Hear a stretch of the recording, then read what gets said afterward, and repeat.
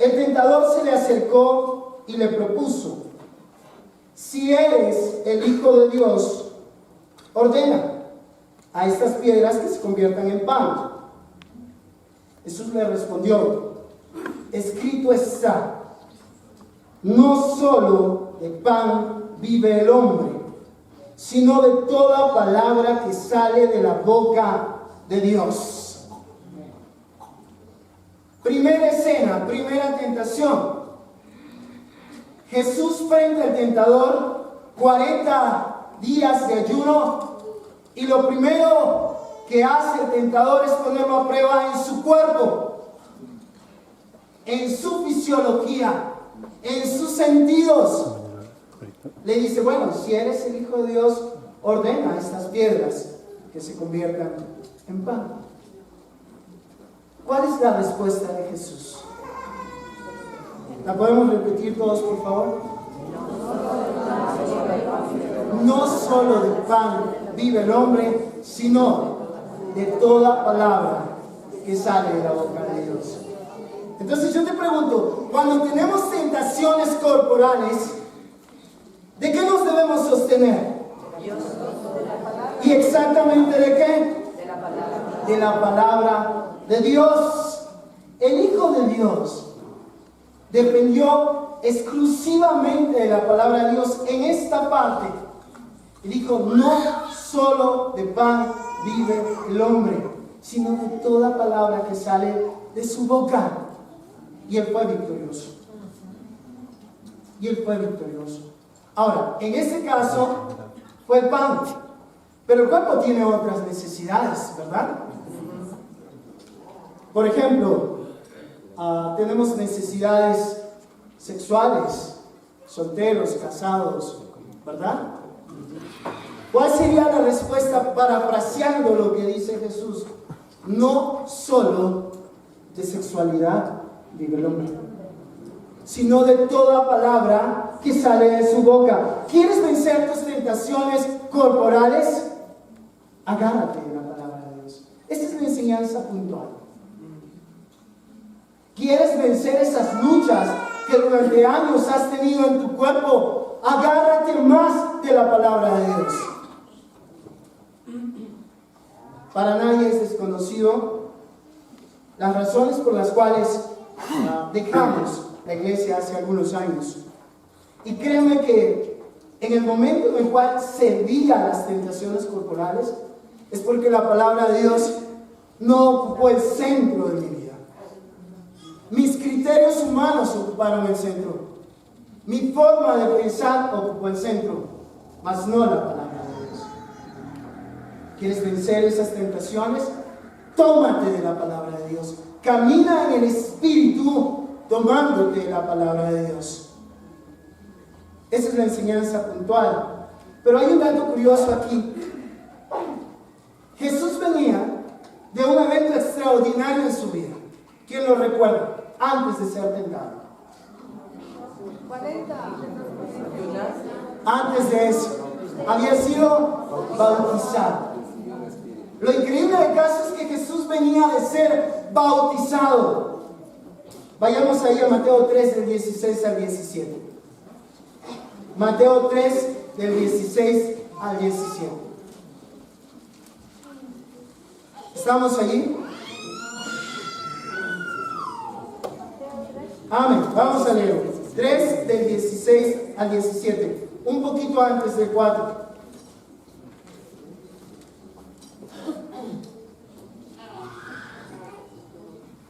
Dice la Biblia: después de ser bautizado, Jesús salió del agua. Entonces los cielos se abrieron y él vio al Espíritu de Dios que descendía como paloma y se posaba sobre él. Desde los cielos se oyó entonces una voz que decía: este es mi Hijo amado, en quien me complazco. Hay un dato curioso que yo no había visto en esta escritura. Mateo 3:16 dice que Jesús vio al Espíritu descender. Jesús vio. ¿Tú te imaginas pasado y Jesús ve al Espíritu descender. Jesús estaba lleno del Espíritu Santo. E inmediatamente el Espíritu, ¿qué hace? Lo dirige al desierto y es tentado. Solamente podemos salir de las tentaciones cuando estamos llenos del Espíritu Santo. Esta es la conclusión que yo saqué de estas dos escrituras. Tú me dirás, Ricardo, ¿con mis fuerzas puedo? No.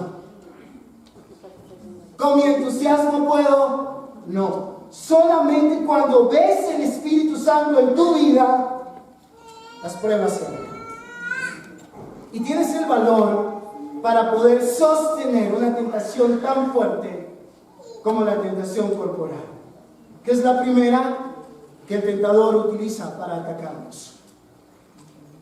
En el primer lugar donde va a atacar el tentador es en tu cuerpo, en tus deseos, en tus sentidos, en lo que tú quieres, en lo que te gusta. Entonces tú puedes pensar como estudiante, es que necesito lograr esto. Y Jesús te dice, espérate, son los deseos de tu cuerpo.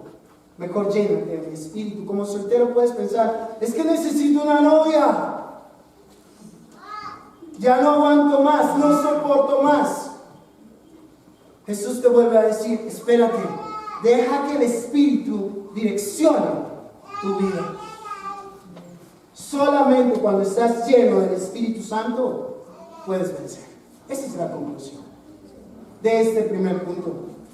Ante cualquier situación que podamos tener, procuremos llenarnos del Espíritu Santo. ¿Y cómo te llenas del Espíritu Santo? Jesús lo hizo ahí en prácticas muy sencillas. Oró, ayunó y conoció de la palabra de Dios. ¿Estamos de acuerdo con este punto? Ahora mi pregunta para ti es, ¿cuánto te estás llenando del Espíritu Santo? ¿Cuánto estás compartiendo tiempo a solas con Dios? Yo te decía que todo este año ha sido un año para estudiar este tema, porque pasé muchos años haciendo cosas con mis fuerzas y me cansé. Y con el cansancio uno, ¿qué hace? Se da derrotado. Y cuando uno se da por derrotado, ¿qué hace? Va y peca. Y cuando uno va y peca, ¿qué hace? Se aleja de Dios. Y cuando te alejas de Dios, ¿qué esperas sino solamente la condenación? Queridos amigos y hermanos, sí podemos vencer. Esa es la buena noticia. Sí podemos vencer, pero si caminamos de la mano con el Espíritu Santo, con el Espíritu de Dios. Dedico donde estábamos, ¿no? Sí podemos ser victoriosos si dejamos que Dios haga el trabajo, no nosotros. Este primer punto quiero complementarlo con Gálatas 5:16.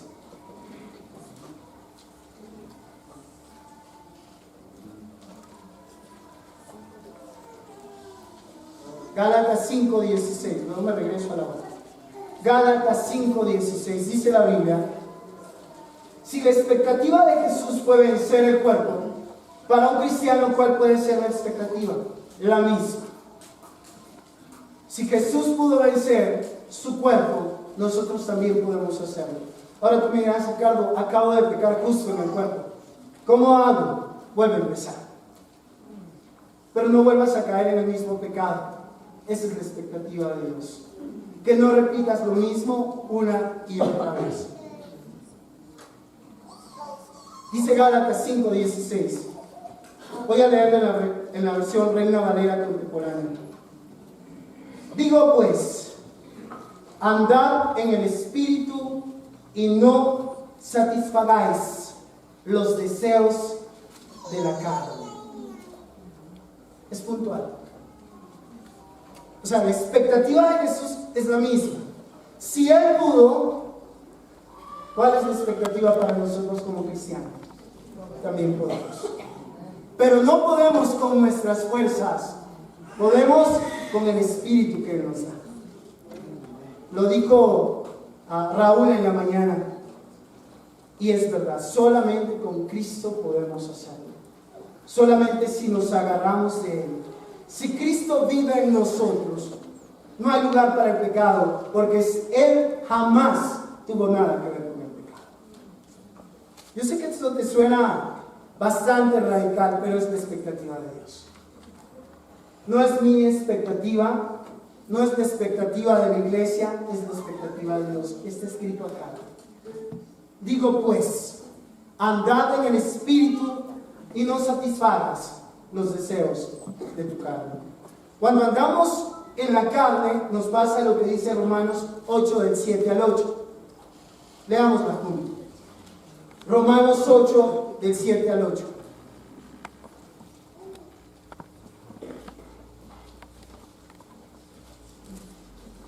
Del 7 al 8. Los que se preocupan por seguir las inclinaciones de la naturaleza débil, es decir, del cuerpo, son enemigos de Dios. No hay medias tintas. Si tu cuerpo te domina, eres enemigo de Dios. No hay término medio. Porque ni quieren ni pueden someterse a su ley. Versículo 8. Por eso, los que viven según las inclinaciones de la naturaleza débil no pueden agradar a Dios. Yo hice un gráfico acá para intentar representar esto. Cuando el cuerpo es el que controla nuestra vida, arrastra nuestra alma, arrastra nuestro espíritu y no podemos someternos a Dios.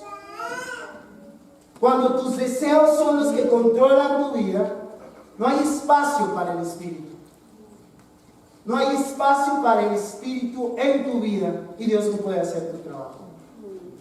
Solamente cuando dices, Dios, toma el control de mi cuerpo, Él puede hacer su trabajo. Solamente cuando eres abierto con tu vida, Él puede hacer su trabajo. Mientras tanto, no. Una lucha personal te arrastra. Una lucha individual te arrastra. A mí me arrastró durante años. Yo puedo, sí puedo. Lo intentaba una y otra vez, créeme. Lo intentaba. Pero lo intentaba con mis fuerzas. No pude. Me arrastraba el cuerpo. Caía una vez, en el mismo pecado volvía a caer. Y en el mismo volvía a caer. Yo dije, debe haber una manera de que esta lucha no sea constante. Y la respuesta fue el Espíritu. No me puedo dejar arrastrar por mi cuerpo. Prefiero vivir en el Espíritu. ¿Me hago entender? Algunas recomendaciones. Estudia la palabra de Dios con intensidad. Es tu espada. Recuerda, no solo de pan vive el hombre, sino de toda palabra que sale de la boca del Señor. Punto número 2. Andando en el Espíritu para ser victorioso en el alma. Bueno, ¿qué es esto del alma? ¿Cómo está compuesta nuestra alma? Nuestra alma es nuestra voluntad, nuestras emociones y nuestra mente. Todo eso es nuestra alma. Cuando nuestros criterios se anteponen a los criterios de Dios, no podemos andar en el Espíritu. Cuando el yo creo, el yo pienso, el yo me imagino o el yo debo hacerlo así, se antepone a los criterios de Dios, no podemos andar en el Espíritu.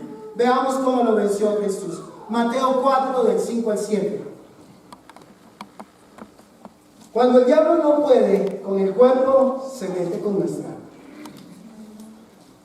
No pudo dominar el cuerpo, entonces vamos a ver cómo le va con el alma. Mateo 4, del 5 al 7.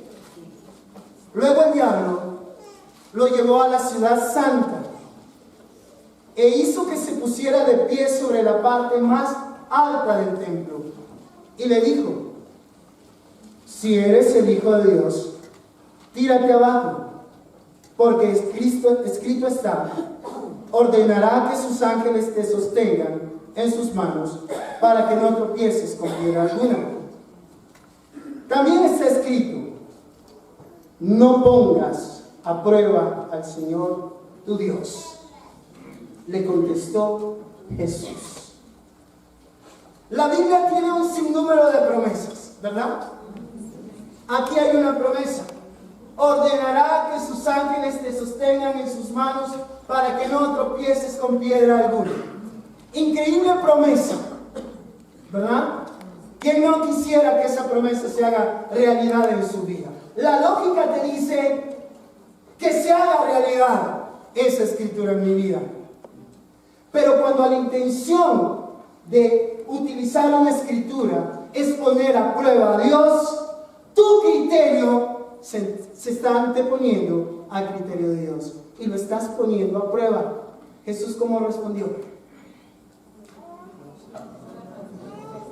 Dilo en voz alta: no pongas a prueba al Señor tu Dios. Entonces tú puedes leer una escritura en la Biblia y tú lógicamente puedes pensar, pero aquí dice que puedo tomar alacranes en mis manos y no me va a pasar nada.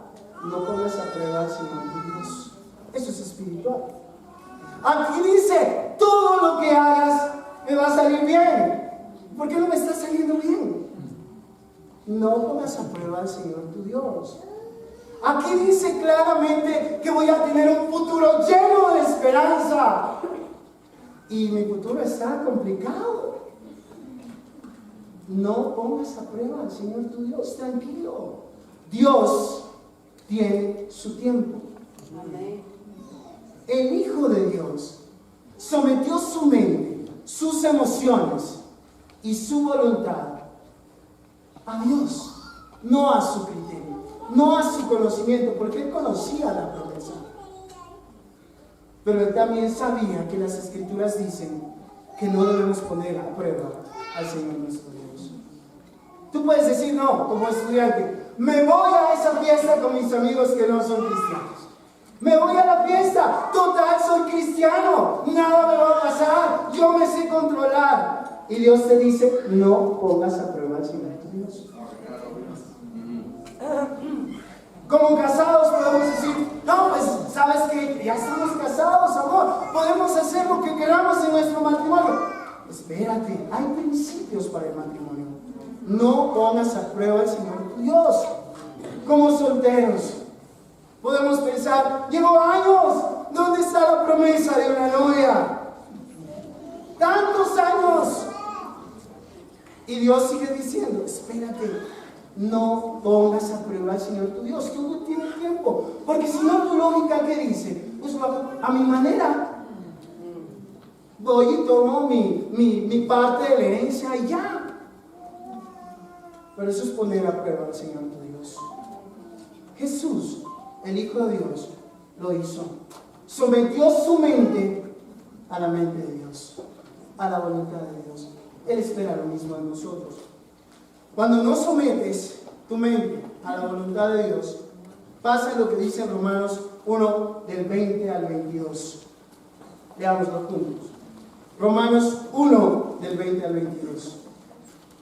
Como decía hoy Eduardo, lo invisible de Dios se puede llegar a conocer claramente en la naturaleza. Reflexionemos. Romanos 1, del 20 al 22 dice la Biblia: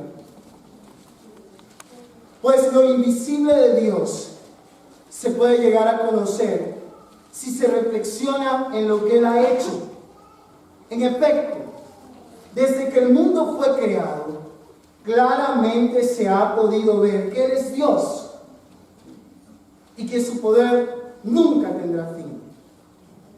Por eso los malvados no tienen disculpa, pues aunque han conocido a Dios, no lo han honrado como Dios, ni le han dado gracias. Al contrario, han terminado pensando puras tonterías y su necia mente, que es parte del alma, se ha quedado a oscuras. Decían que eran sabios, pero se hicieron tontos. Cuando no sometemos nuestra mente, nuestra voluntad, nuestras emociones al único que nos puede dar sabiduría, terminamos así. Tú no sabes cuántos libros yo leí de superación personal. Llegué a leer hasta El Secreto, el famoso Secreto. Tú no sabes cuántas ideas habían en mi cabeza durante estos 11 años.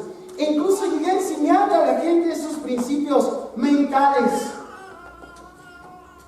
Pero todo era voluntad personal.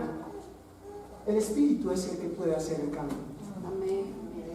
Sin el Espíritu en tu vida y sin someter tu mente al Espíritu, no puedes vencer la tentación de pensar lógicamente y hacer lo que a ti te conviene.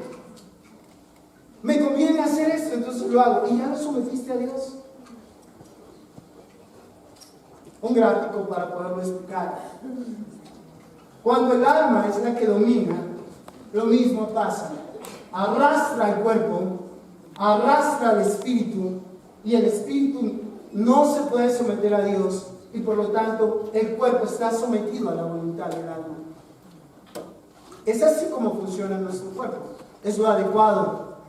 Pero esa alma debe estar sometida al Espíritu Santo. Esa es la promesa que Dios nos hizo cuando vino acá al mundo. Yo moraré en ustedes. Pero no solamente en tus deseos, también en tu mente, para que Él pueda controlar nuestra voluntad. Efesios 4:23. La Biblia es clara. La misma expectativa tiene Cristo para nuestra vida. Si Él pudo someter su mente, nosotros también debemos someter la mente al Espíritu de Dios. Efesios 4:23 dice,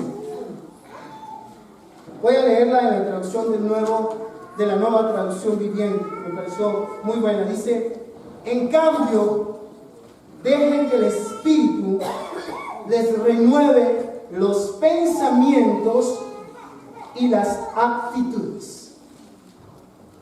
Solamente puedes caminar en el Espíritu mentalmente cuando dejas que el Espíritu controle tu mente. ¿Cómo hago eso? Es la pregunta práctica. El camino es sencillo. Ponte de pie, ora en tu cama, ora las veces que tengas que orar. Jesús lo hizo, ¿te acuerdas? Su voluntad, que le decía, no quiero morir en la cruz, Padre. ¿Y él qué hizo? ¿Cuántas veces oró? 3 veces, hasta que su mente y su voluntad estuviera sometida al Padre. A veces uno con la primera oración dice, ya oré, ya lo tengo claro, ya. Y salimos y volvemos a lo mismo. No, pero es que quiero hacer esto. Vuelve a orar. Ha sido un año maravilloso estudiando este tema, porque he tenido que orar a veces una y otra vez. Como tú sabes, yo viajo constantemente y paso solo, a veces en lugares y en habitaciones, y las tentaciones llegan. ¿Y qué hago en ese momento? Dios, tengo esta tentación una y otra vez. Si tengo que orar 3 veces, 10 veces, 20 veces, debo hacerlo. Pero no puedo decir a la primera, ya lo logré. No funciona así. El Hijo de Dios, el hombre más espiritual que ha caminado en este mundo, sometió su voluntad al Padre. ¿Quiénes somos nosotros para no hacerlo? ¿Acaso somos más que el Hijo de Dios? ¿Acaso nuestro criterio es mejor que el de Dios? Como para no arrodillarnos y decirle, Dios, ¿sabes qué? Tengo esta duda, tengo esta tentación, no sé qué hacer, dirígeme. Y cuando piensas que ya estás listo, no, ¿sabes qué? Dios, todavía no regreso. Sigo con la misma lucha, Dios. ¿Significa esto que no podemos caer? Sí, podemos caer. Pero la expectativa de Dios es que no. Y allá es donde tenemos que ir, porque tenemos un Dios victorioso. Amén. Tenemos un Jesús victorioso. Y si Él lo hizo, tú que eres cristiano, yo que soy cristiano, podemos vencer esas tentaciones. Amén. Amén. Amén. Tercer y último punto. andando en el Espíritu para ser victorioso en el Espíritu. Verás, ¿cuál es el Espíritu? ¿No? El uno es el Espíritu Santo y el otro es tu espíritu. Quiero que vayamos a una escritura paralela solo para que se afirme la idea del Espíritu en el hombre. Job 32:8. 32:8.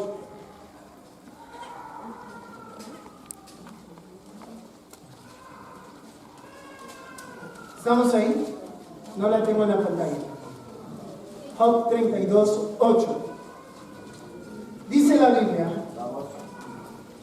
ciertamente espíritu hay en el hombre, y el soplo del Omnipotente le hace que entienda.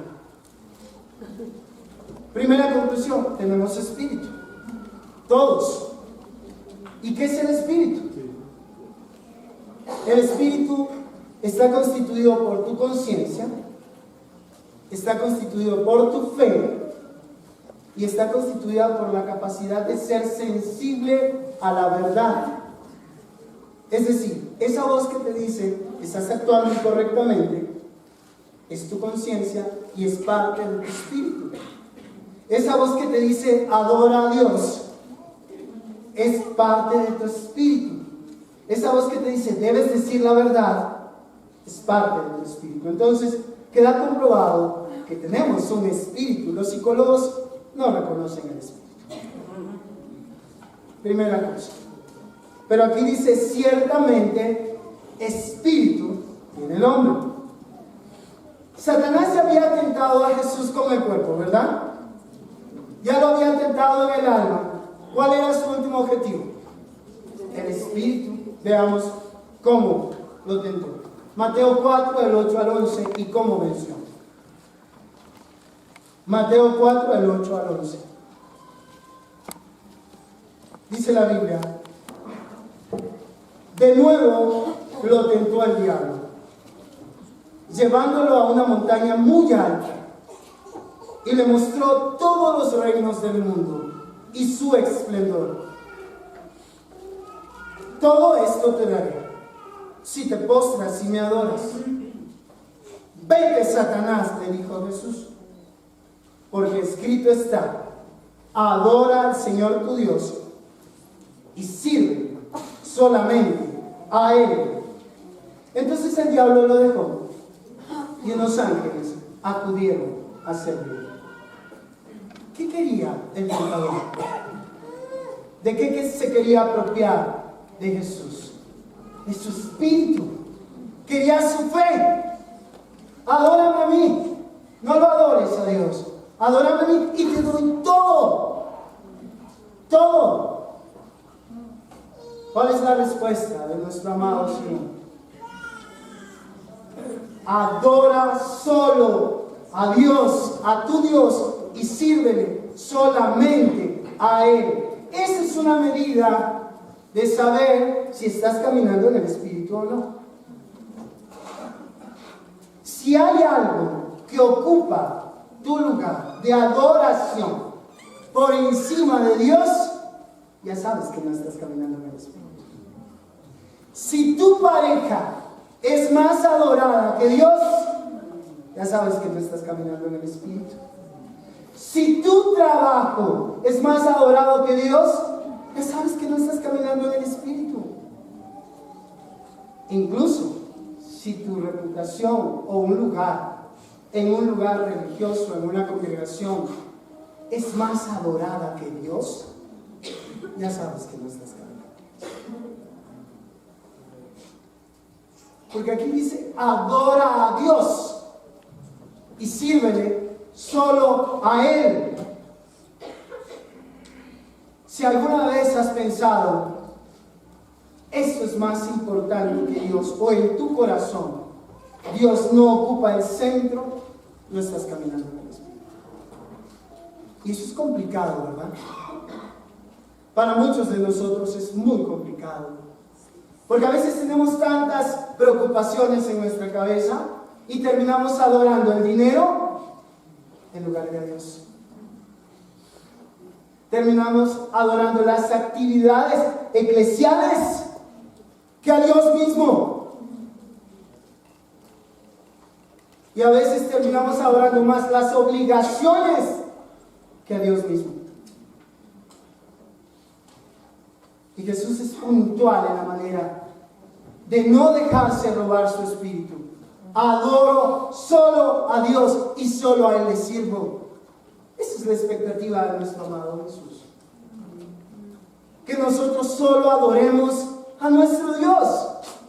El primer mandamiento, ¿cuál es? Ama a Dios con toda tu alma, con todo tu cuerpo, con todo tu espíritu. Esa es la expectativa. Cuando algo ocupa el primer lugar, el lugar de Dios, ya sabes, hay una alerta aquí. Hay una alerta. Y debes empezar a reevaluar tu andar con Dios. En el espíritu del hombre está su fe. Dios nos ha dado su aliento. El tentador quiere conquistar tu espíritu y el mío. Su objetivo es que lo adoremos. O que adoremos las cosas creadas por Dios y no a Dios mismo. Cuando pierdes tu fe en Dios y terminas adorando las cosas creadas por Dios, el tentador ya consiguió su objetivo. En conclusión, que nada ni nadie ocupe tu fe más que el Dios de los cielos. Porque escrito está, dijo Jesús, adora al Señor tu Dios y sirve solo a Él. Romanos 8, 14. Para terminar. Somete tu espíritu al Espíritu de Dios. Romanos 8, 14. Todos los que son guiados por el Espíritu de Dios, como bien lo decía Raúl, son hijos de Dios. Pues ustedes no han recibido un espíritu de esclavitud que los lleve otra vez a tener miedo, sino el espíritu que los hace hijos de Dios. Por este espíritu nos dirigimos a Dios diciendo, Abba, Padre. Y este mismo espíritu se une a nuestro espíritu para dar testimonio de que ya somos hijos de Dios. Y puesto que somos sus hijos, también tendremos parte en la herencia que Dios nos ha prometido, la cual compartiremos con Cristo, puesto que sufrimos con Él para estar también con Él en su gloria. ¿Qué promesa más grande? Esta promesa ya la hemos vivido una gran parte de los que estamos acá. Fuimos bautizados, recibimos su espíritu, Él vino a morar en nosotros. Hoy, como cristianos, vivimos en total armonía. Hoy, como cristiano, el Espíritu Santo controla nuestro espíritu, puede controlar nuestra alma y puede controlar nuestro cuerpo, y podemos tener victoria. Esa es la expectativa de nuestro Dios. Por eso Jesús vino al mundo. Porque Él consciente de nuestra debilidad, porque Él consciente de lo que somos como seres humanos, dijo: ellos necesitan un consolador. Ellos necesitan un guía. Ellos necesitan a alguien que los acompañe. Y completó toda nuestra vida por medio de su Espíritu. Estamos completos. No apaguemos el Espíritu que Él nos ha dado. Pongámoslo a activar, pongámoslo a funcionar. Andemos en el Espíritu. Oremos más, ayunemos más, compartamos más nuestra fe. Salgamos victoriosos de nuestras tentaciones. Dejemos que el Espíritu nos guíe.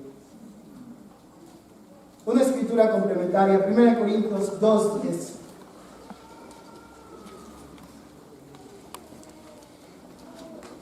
Primera de Corintios 2:10.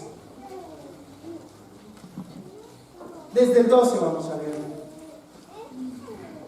nosotros no hemos recibido el espíritu del mundo.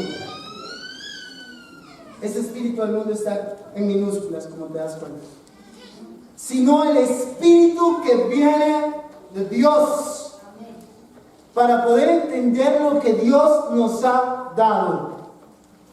Cuando hablamos de eso, no usamos las palabras que nos enseña la sabiduría humana, sino las que nos enseña el Espíritu. Usamos palabras espirituales para explicar lo espiritual. Lo que no es espiritual, el que no es espiritual no acepta lo que viene del Espíritu de Dios, porque le parece una tontería.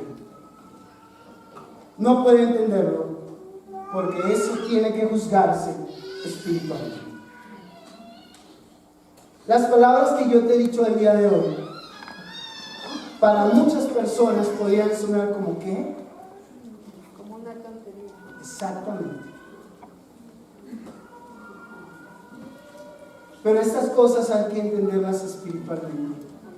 Si tú nos visitas por primera vez y quieres entender a profundidad lo que el Espíritu Santo puede hacer en tu vida, yo te recomiendo que tomes la decisión de hablar con la persona que te invitó y empezar a estudiar la Biblia.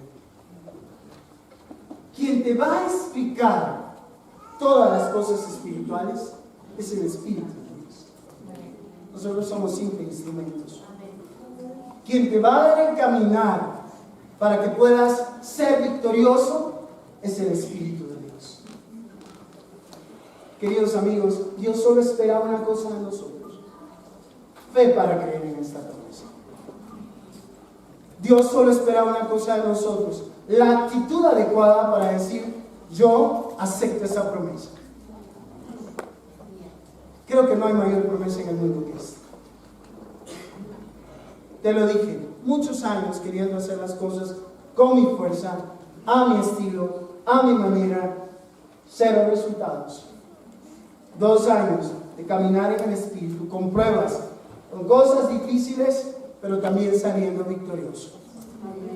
También viendo cómo mi hogar hoy puede reempezar.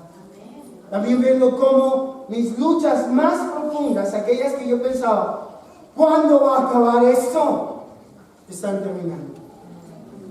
No digo que ya lo he alcanzado todo, como dice Pablo, pero me olvido de lo que queda atrás y me esfuerzo por alcanzar lo que está adelante. Hermanos, esa es la expectativa de Dios.